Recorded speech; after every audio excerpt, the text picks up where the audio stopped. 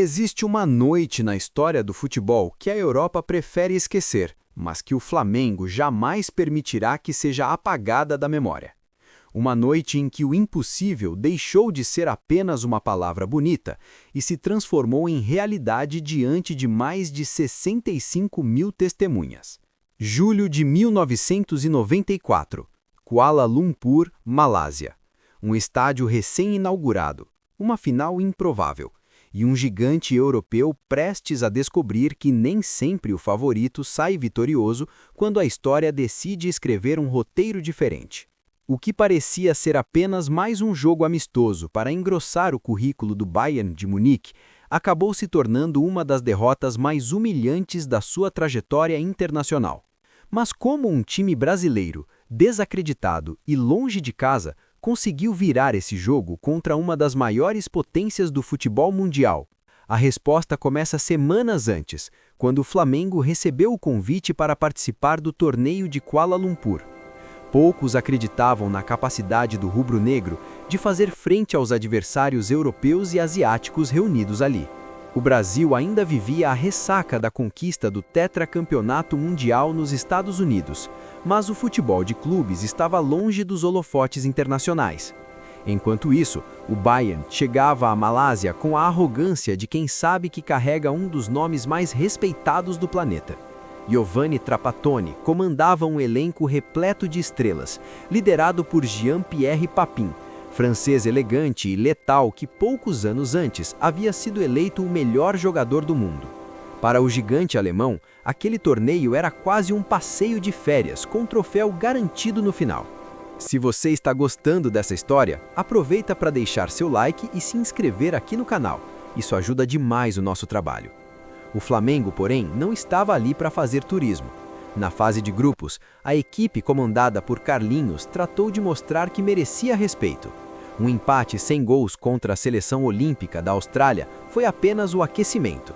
Na partida decisiva, diante do tradicional Leeds United, o rubro-negro venceu por 2-1 com gols de Rodrigo Mendes e Magno, conquistando a liderança do grupo e a classificação para a grande final. Do outro lado da chave, o Bayern fez exatamente o que todos esperavam. Massacrou o Dundee United e atropelou o Selangor, time da casa, sem dar chances aos adversários. 2 vitórias avassaladoras, 0 sustos, e a sensação de que a taça já tinha dono antes mesmo da bola rolar na final. Mas o futebol tem dessas coisas. Às vezes a história se recusa a seguir o roteiro óbvio. 23 de julho de 1994. O estádio Shah Alam estava lotado. A atmosfera era elétrica, e o Flamengo entrava em campo sabendo que teria pela frente 90 minutos para provar que o improvável era possível. Nos primeiros minutos, o Bayern impôs seu estilo de jogo europeu, pressionando alto e buscando o controle absoluto da partida. Então, aos 17 minutos, veio o pesadelo. O goleiro Adriano tentou parar Jean-Pierre Papin dentro da área com uma falta clara.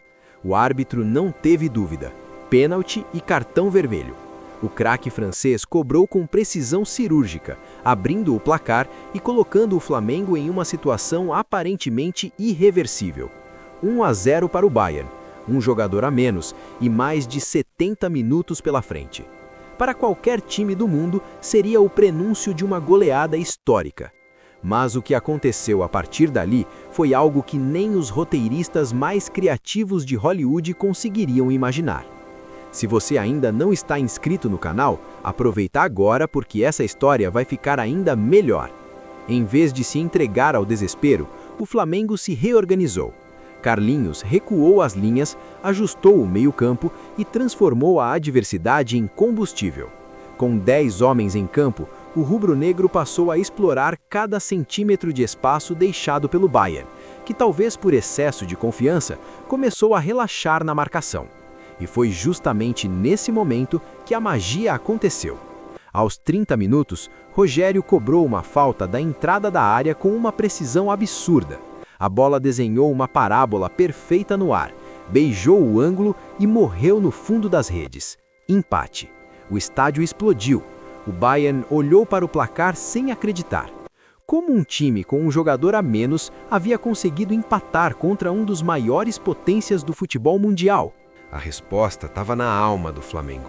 Aquele time carregava dentro de si algo que ia muito além da técnica ou da tática. Era a mentalidade de quem nunca aceita o papel de coadjuvante, de quem transforma obstáculos em motivação e impossibilidades em desafios. O segundo tempo começou com o Bayern tentando impor novamente seu peso histórico. Trapattoni gritava à beira do campo, pedindo pressão e intensidade.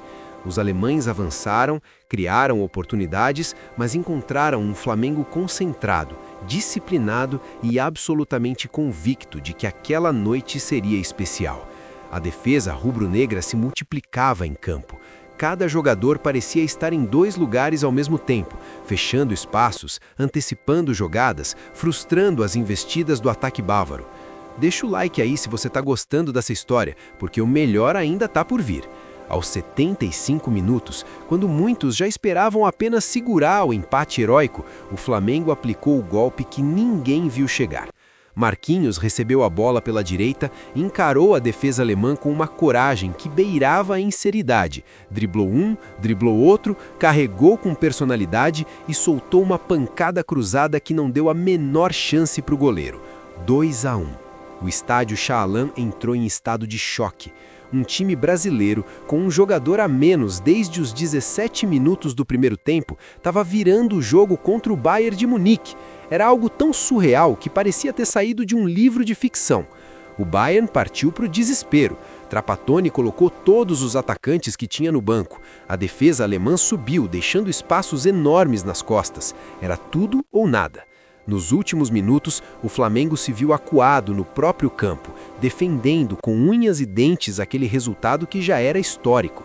Mas o futebol ainda guardava um último capítulo para aquela noite mágica.